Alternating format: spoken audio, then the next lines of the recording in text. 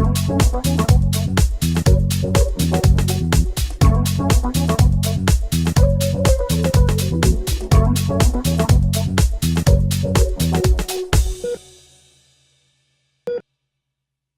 probably can rule out about 90% of the causes of sudden cardiac arrest.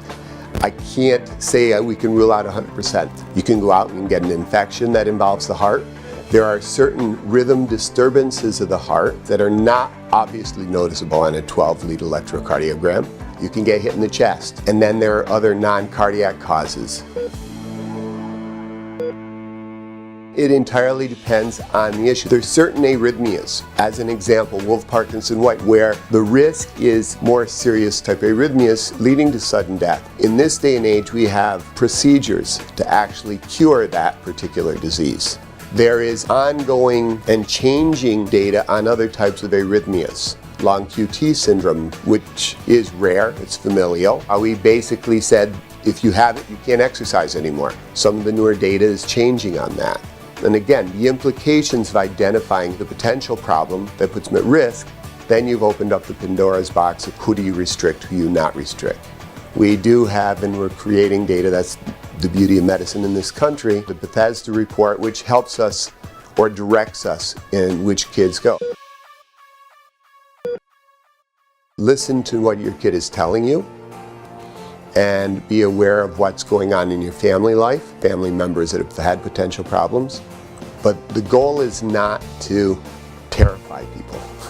From a cardiovascular standpoint, it is rare. It literally 1 in 100 to 1 in 200,000 kids. Should every kid have an echo? The logistics of that and the expense of that is just not possible.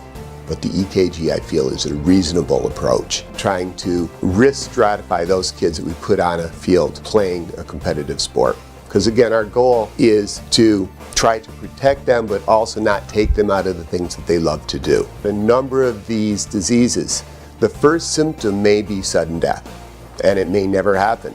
But we have no crystal ball, so we try to do right by these kids.